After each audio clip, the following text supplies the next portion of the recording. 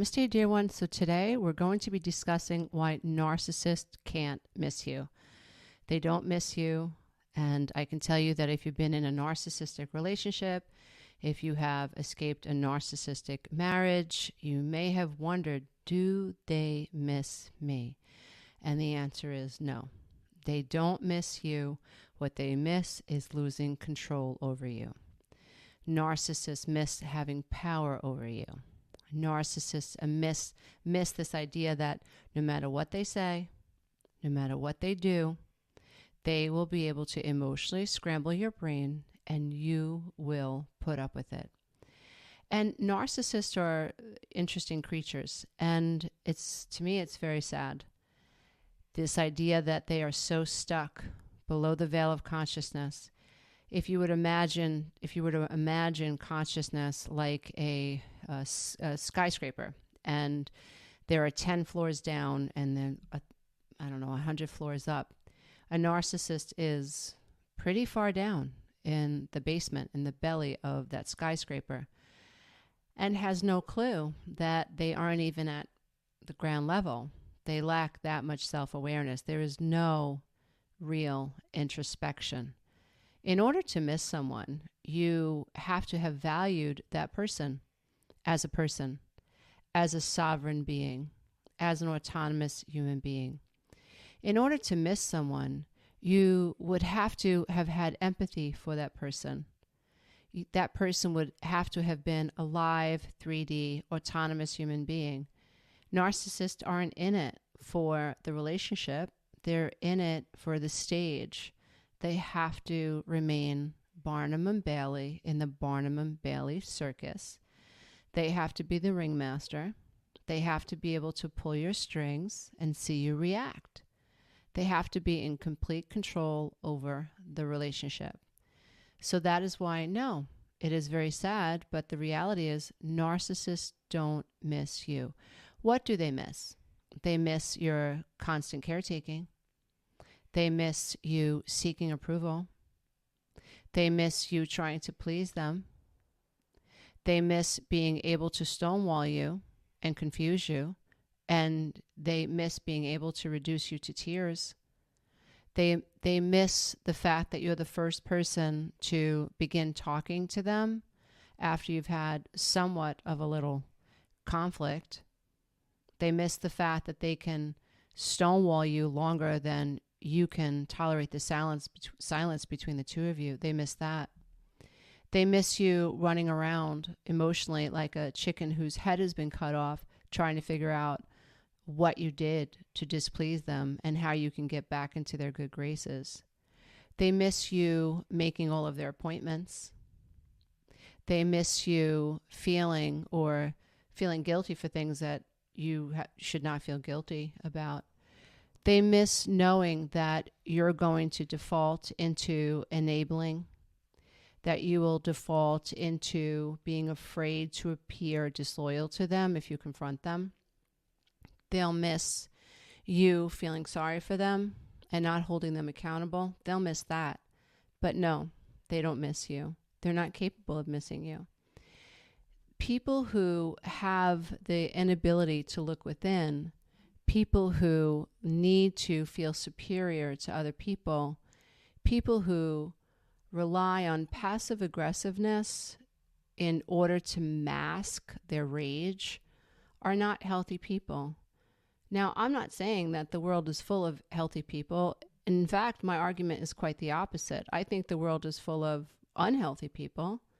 But there is a huge difference between someone who is unhealthy and doesn't think they are, and has no interest in doing inner child recovery work, or codependency recovery work, or narcissistic recovery work. Like, there's a big difference between someone who is creating havoc in their lives, in their family, in their relationships, at work, and is clueless as to, wow, what's happening? Why are there a string of relationships that I'm in, and why do people always avoid me? Like, what's going on? Could it be me? There's a big difference between that and somebody who takes the deep dive, somebody who goes into therapy, somebody who says, I need to figure this out. And when you're in a codependent narcissistic relationship, generally both people are blind. The codependent is blind because they don't know that they're operating from a faulty operating system. That childhood trauma has brainwashed them and conditioned them to feel not good enough. They don't know that. A codependent doesn't know that they've attracted in their adult life an inner being that matches the vibrations of the parents who treated them with emotional neglect, or worse, if there is worse.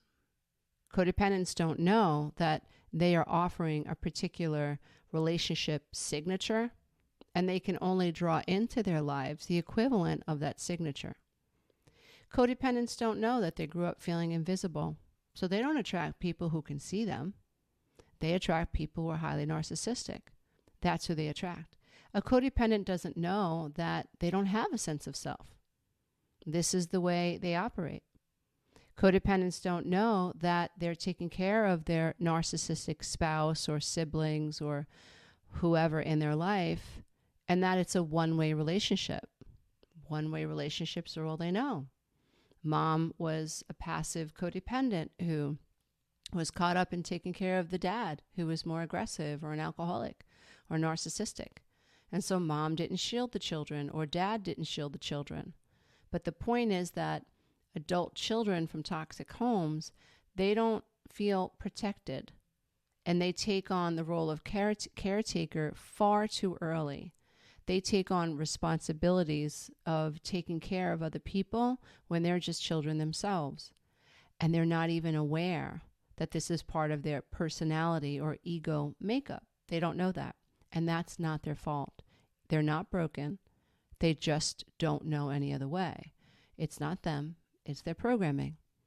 And so it's not uncommon for codependents to remain locked inside toxic narcissistic relationships for years, for decades, even a lifetime, and never even know, wow, that was a narcissistic relationship I was in. I was blind to the self. And when we're engaged with people who are highly narcissistic and we are trying to please them, especially if we have high codependent traits, unless we awaken and see our own traits and see the dynamics, then we can't escape it. And oftentimes we ask ourselves, do they miss us? No, they don't miss us. They don't miss you. They miss the control they had over you. They miss the familiarity. They missed the consistency you brought. They missed the intimacy that no matter what happened, there was always some booty involved. They missed that. They missed being fresh and throwing temper tantrums and always having someone there tolerating it. They miss that. They miss the audience. They miss that. They miss being able to put you in a tailspin. They miss that. That's a form of control. Yeah, they miss that. But no, they don't miss you. Not in a healthy way. And so when you're dating a narcissist, you love a narcissist, they are blind to their shadows and they have no interest in looking within. And that's what's really sad, ultimately. Very, very sad, because there's a soul in there somewhere. And some people would argue that because narcissists, depending on what type of narcissist you're dealing with, and there are different flavors of narcissist, and we can go from sociopathy to psychopathy. It could get really, really bad. And so some people would argue, no, that person's got dead eyes. That person has no soul. I think when it comes to brain anomalies, this is something that people are born with, the inability to have empathy, and it could be due to some brain issue. But I believe most narcissists are created due to childhood experiences. And that being said, I do believe that if someone truly wanted to heal, I think that they could, but it would take such a journey. That person would need so much grit. And I'm not saying it's not possible, because in order to ascend the patterns that are in the subconscious mind, which all go back to the narcissistic injuries that created the narcissistic defense mechanisms in the first place, the deflection, the devaluation, the love bombing, the breadcrumbing you, the smear campaigns, the projection, the rage, the passive aggressiveness, the stonewalling, the belittling of you, the rewriting of history, the focusing on your reaction to their inappropriate action, just the constant draining. They would have to be able to look at that and deal with the consequences of feeling like, oh my God, that was me. That was me. I did that. Like, I can see what happened. I can see when I did that, the effect on my children. Narcissistic mothers and narcissistic fathers, they never go there. They never consider how their actions or their words have affected these innocent little beings. And that's why they're dangerous. And oftentimes adult children, they just keep clinging. You ever notice that? That like the parents that you know that were the meanest to their children, their kids tend to hang on. Yeah, because they're waiting. They're in hope mode. And they're also in fear mode. Like if I wake up and challenge my narcissistic mother, I'm done. I'm in for, right? Like I'm going to be banished from the kingdom. And so the adult child in that situation has not transitioned out of the need for mother's approval. And that's what I help my clients do. If you didn't get what you need in childhood, we help you transition out of those needs, and we help you seek your own validation, which helps to reparent yourself. And so you're not running after these feathers in the wind anymore. You know that you're enough. That's where we start. And so no, narcissists don't miss you. They miss control. They miss being able to wound you and have you stand there and tolerate it. See, as long as you tolerate it, they don't have to deal with the silence of themselves. So in the silence and in solitude, without a stage, where does a narcissist go? They only have the self. They only have themselves, and they don't want that. So that's why they very quickly find another source of narcissistic supply. Why? It's not because you weren't good enough. It's just that your silence forced them to look at themselves, and it was uncomfortable. So they can't do solitude. They can't look within. They've got to get another source of narcissistic supply real fast. But in the background, they're stalking you on social media. In the background, they're asking people about you. In the background, they're posting things on social media that they hope that you'll see. In the background, they're doing all this little silly stuff, all this childish stuff, right? To help them not have to feel and deal with the silence that they're forced to live with now because you've said enough is enough.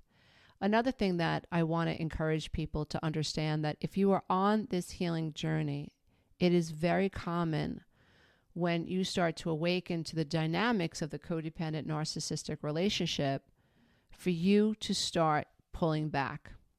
And this was very profound in my life. I didn't know I was doing it when I was doing it, but I understand it now.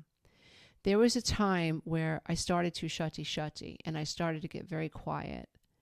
And my ex-husband mistook that sign.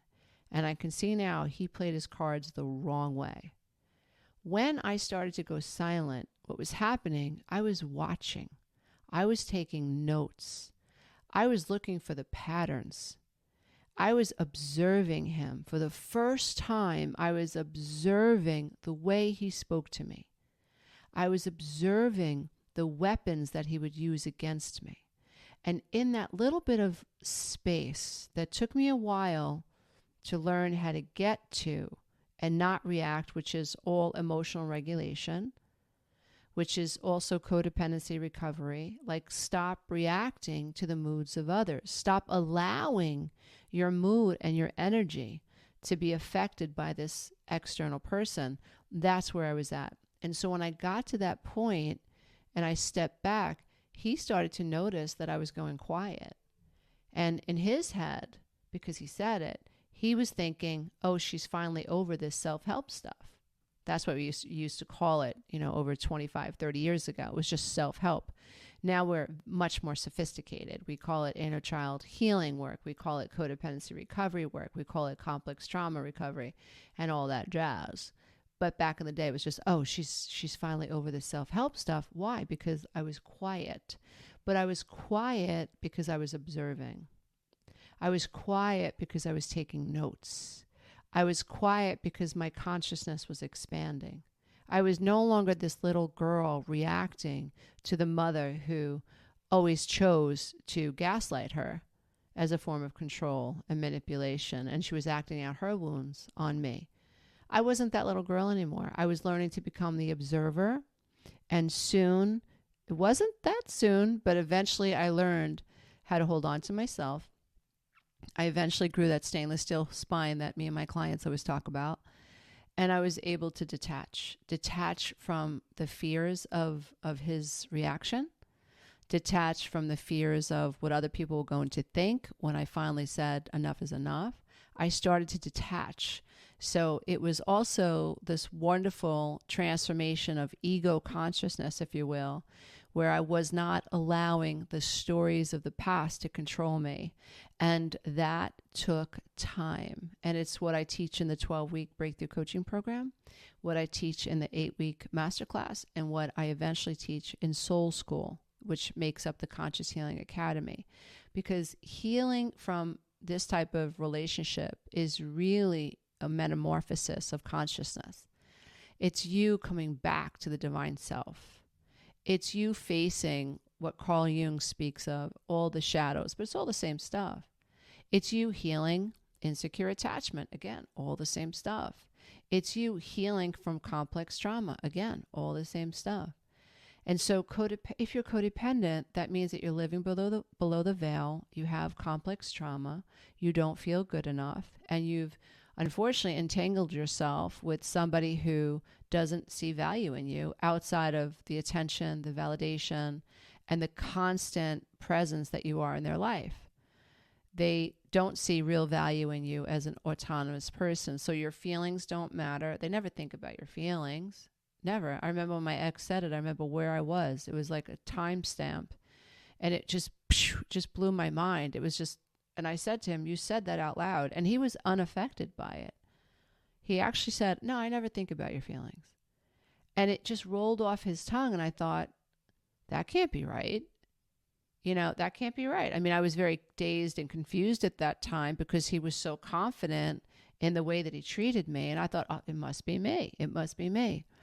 But when he said that out loud, I thought, wow, like, that can't be right. Like, you're my spouse. Like, you should care how I feel. I'm not saying that how I feel should govern you, but you should at least, how does Lisa feel? How would she feel?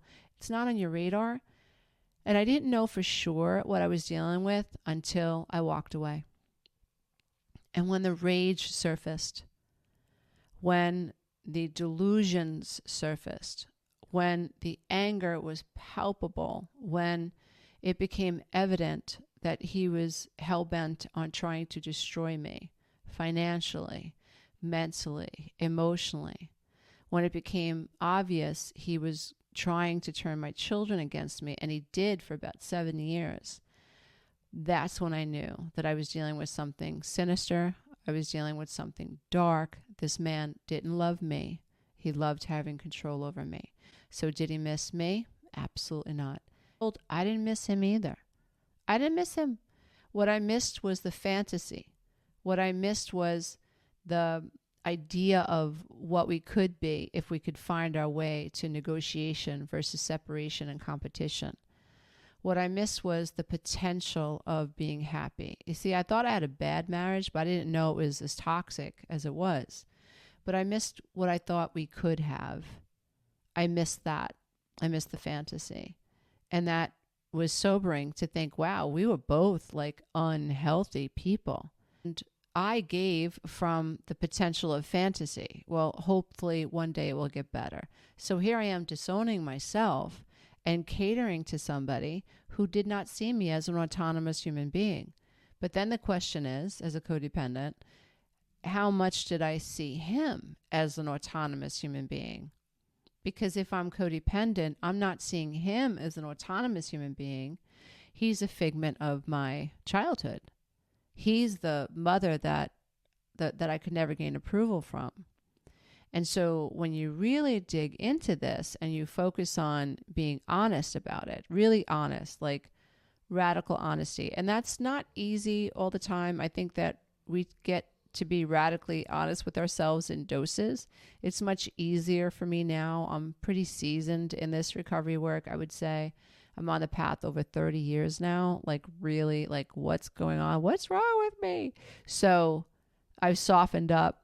I know that I'm enough. I know that I've made mistakes. I know that I'm not perfect. I know that I still make mistakes. I know that I've hurt people along the way, especially my children, in my unconsciousness, in my reactivity, as a very angry codependent. That's what happens in latter stages of codependency. You get angry, you get resentful, you get mean, you feel stuck. You're like a caged animal.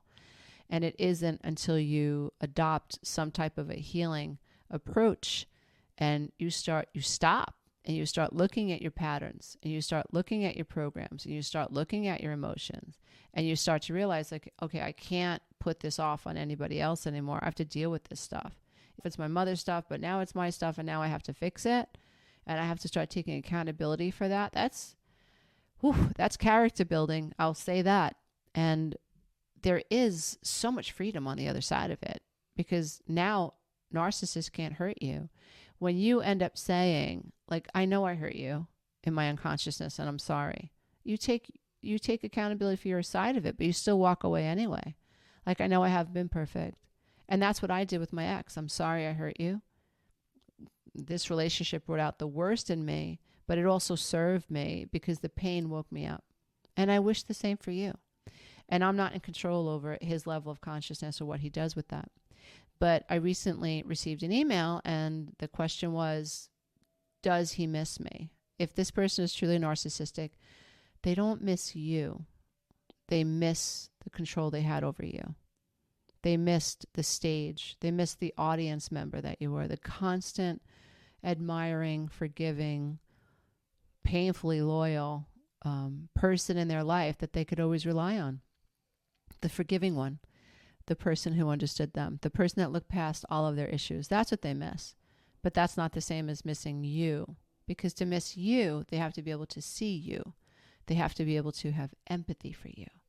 And no, they don't miss you. So I hope that this session has helped spark some aha moments. I hope that it has given you some food for thought.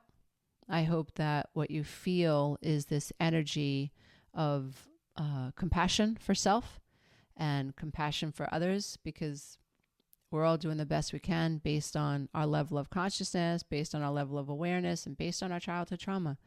And that's hard to hear sometimes.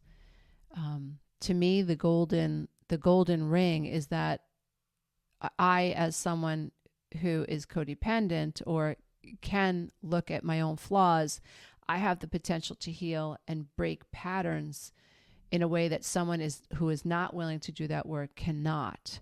And as sad as that is for someone who can't do that work or won't do that work or isn't willing to do that work, like as sad as that is, I have to keep doing it. I have to keep moving forward.